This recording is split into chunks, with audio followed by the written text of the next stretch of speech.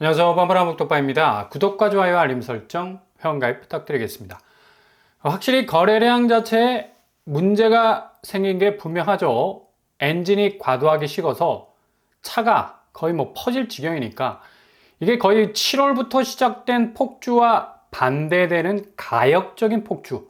그러니까 절대적인 손절에 손가락에 끼어 있는 절대 반지 같기도 하고, 아니면 타노스의 건틀렛과 같은 손가락 튕기기와도 같은 효과. 일제히 이렇게 거래가 한순간에 식을 수 있을까라는 이 말이 나올 정도로 상반기 집값 상승세가 대출을 물고 들어온, 어찌 보면 시장이 자연스럽게 열어놓은 거래량이 아니라 부동산 자금줄을 열어놓은 인위적인 풀이 형성이 된 인공적인 장세였다라고 말을 할 수가 있죠. 그러니 눈에는 눈, 이에는 이, 시장이 왜 사람 같은 생물학적인 반응이 나오는 줄 아십니까? 이 시장 자체가 이상하리만큼 살아있는 듯한 움직임을 늘 보이기 때문이죠. 반드시 인위적인 손길이 거치면 이 후폭풍 역시도 사람의 의지가 동반이 돼서 시장의 과열에 대해서 등을 지는 그런 반응을 보이는데, 이건 역시도 인위적이기 때문에 결과값이 극과 극으로 나타날 수밖에 없다는 얘기죠. 두 달간 정말 극단적으로 수요가 이런 고금리 시국에도 저돌적으로 움직이지 않았습니까? 이후로 딱 두 달이 지난 후 양상이 완전히 반대로 진행이 됐고, 이제 매수세가 그렇게 저돌적인 스탠스를 완전히 버리고 관망세로 돌아서면서 집 사는 것에 대한 부담에서 훌훌 그 부담을 털어내고 스스로를 자유케 하고 있는데, 지금이 딱 이런 현상이 벌어지고 있는 상황이죠. 대표적인 지표가 바로 매매를 뛰어넘는 월세 비율이 폭증하고 있다는 데이터가 나타나고 있습니다. 이 그래프를 보면 6월부터 조짐을 슬슬 보이기 시작했던 거래량이 매매 7,000선 뚫더니만 7월에는 거의 9,000선에 육박하는 모습까지 보였죠. 그러다가 8월 들어서 거의 내리꽂히는 모습으로 5,600선으로 뚝 떨어지는 모습 보이고 있는데, 이게 인상적인 건 바로 월세 거래량. 6월부터 주춤하면서 월세 거래량도 하락 추세를 보이더니만, 이게 매매 거래량이 뚝 떨어지면서 지금 어느 정도 약간의 하향세를 보이던 월세 거래량 넘버에 딱 붙어버렸습니다. 이게 지금 가장 거래량 추이에서 결정적인 모습이라 볼 수가 있겠죠. 더 이상 집을 사지 않겠다 라는 부담감이 월세 거래량의 추이와 붙어버린 건데, 결국엔 가장 합리적인 방법은 매매냐, 월세냐, 전세냐 라는 선택지에서 일단 괄호 밖으로 제끼는 우선순위는 매매라는 얘기죠. 그러니까 매수세가 가지는 가장 우선순위에서 심리적으로 배제가 돼서 밀려나는 현상이 매매 시장에서 일어나고 있다는 얘기입니다. 그것도 아주 극단적으로 일어나고 있다는 사실을 볼 수가 있다는 얘기예요. 아니나 다를까 서울 아파트 매수 문의가 현장에서는 거의 뚝 끊어져 버린 이 단절 현상이 일어나고 있는데, 적어도 지난달만 해도 전화를 돌리는 분위기는 남아 있었는데 이마저도 죽었다는 얘기. 이게 되게 심각한 국면이 펼쳐지고 있는 건데, 그래서 서울 상승폭은 0.23에서 0.16%로 상승세가 쏙 하고 들어가는 모습을 보이기도 하고 있습니다. 일단 매수 심리 자체가 죽었다는 건 좀 전에 월세 거래량과 붙어버린 매매 거래량에서도 알 수 있듯이 9월부터는 집값 자체가 거래량의 백업을 전혀 받지 못하는 상황이라서 확연하게 꺾이는 모습을 연출하고 있다는 거죠.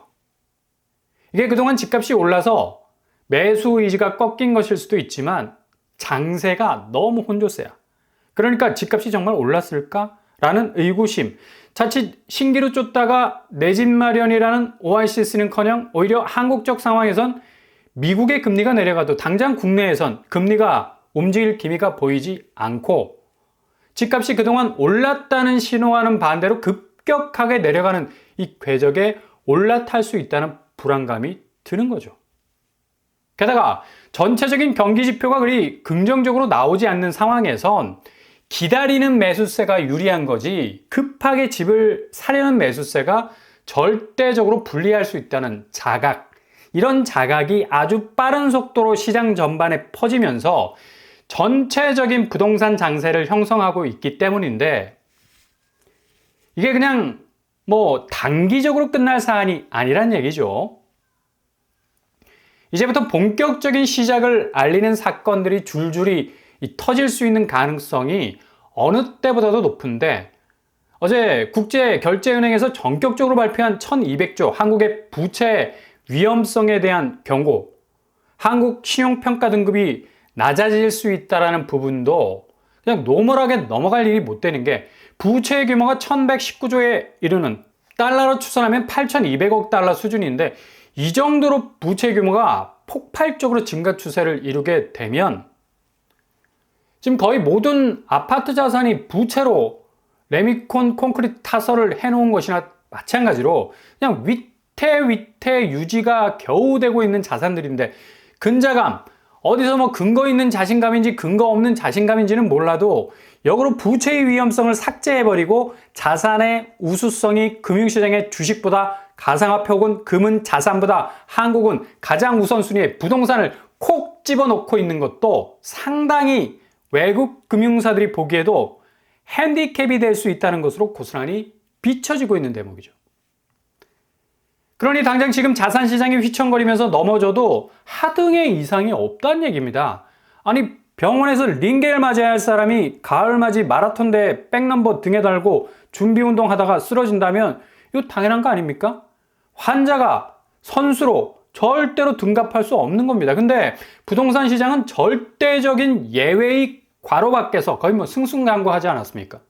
이게 그동안 절대적 이익을 누렸던 건전함의 자산 덩어리가 되지 못하고 거의 절대적 위험에 노출된 손실을 고스란히 내보일 수밖에 없는 부실의 자산 덩어리가 된 건, 이제 2024년 연말로 가는 시계 안에선 더 이상 버텨보지도 회피하지도 못할 운명적 해체와 재편성의 국면으로 들어가야 할 시기가 된 것이란 얘기죠.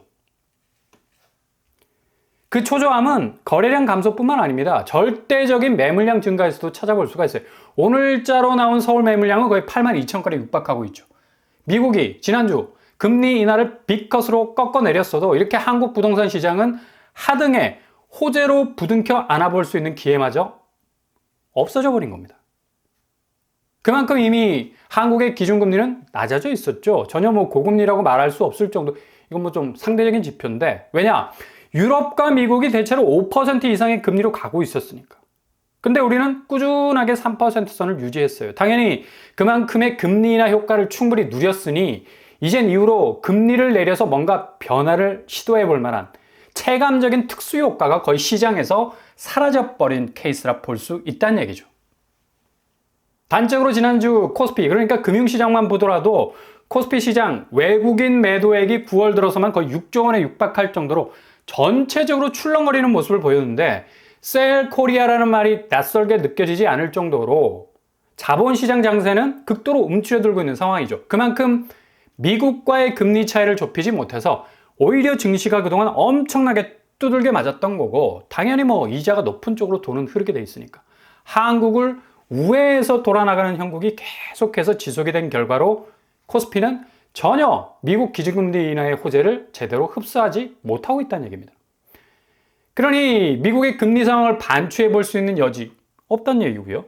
오히려 미국이 기준금리 역풍을 맞게 된다면 극도로 다시 한번 흔들리게 되는 상황에 처할 수도 있다는 얘기입니다.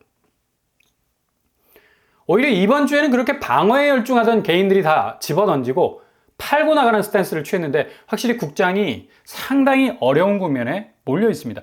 기관이 적극적인 쉴드를 쳐줘서 겨우 뭐 0.49% 오른 것으로 마감을 지었습니다. 이렇게 금융시장의 움직임을 보더라도 매수세는 뭐 개눈 감추듯 사라지고 있고요. 외국인이 조 단위로 던지고 나가면서 뒤를 이어서 개인이 던지는 장세로 이어졌는데, 이게 뭐 부동산 시장과 똑같이 결과가 된다는 거죠.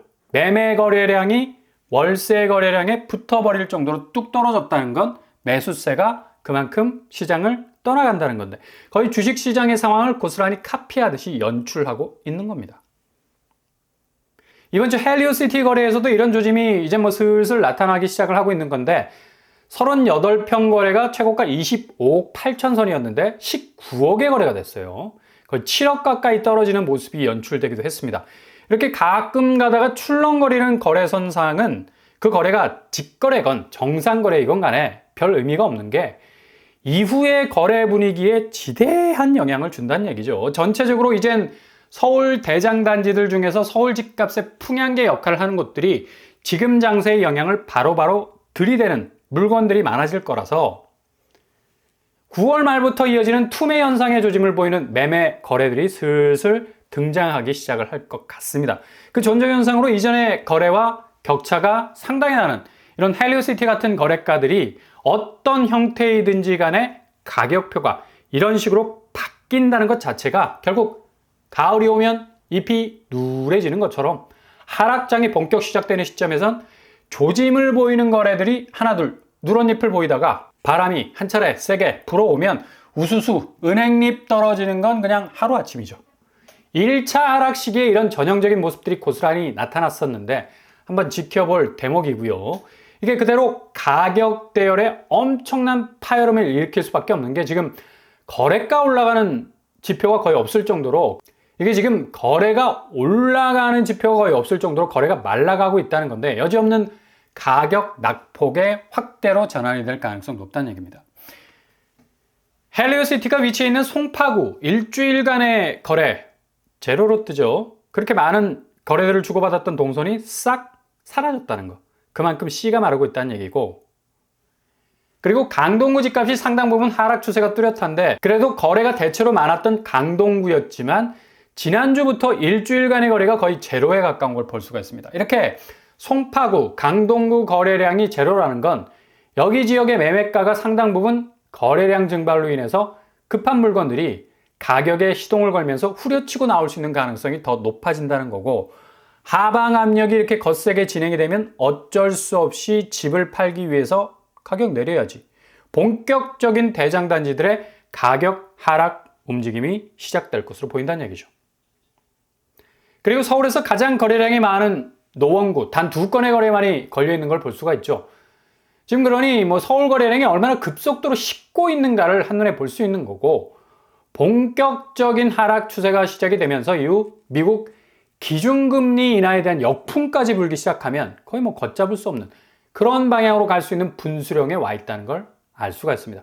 이처럼 지금 부동산 현상은 급변의 상황을 맞이할 만반의 시동이 벌써부터 덜덜덜 거리면서 걸려 있는데, 요즘 들어 뜸해진 신고가, 최고가라는 키워드는 아마도 다음 주면 완전히 자취를 감추게 되는 현상도 일어날 것으로 보입니다. 게다가 시중은행 대출 규제로 주담대가 9월에는 4조 원가량으로 그칠 것으로 전망이 돼서 부동산 자금 자체가 흘러가지 못하는 영향도 커서 집값은 상당 부분 하방 압력을 거세게 받을 수밖에 없다. 그런데 엎친 데 덮친 격으로 미국발 금리 인하, 이게 선순환되는 게 아니라 역순환돼서 역풍의 변수가 남아있어서 한국 자산시장은 새로운 운명을 맞을 수도 있는 큰 변화의 분기점에 서 있다 볼 수 있겠습니다. 잘만 타이밍 잡으시면 정말 좋은 기회 잡으실 수 있을 겁니다.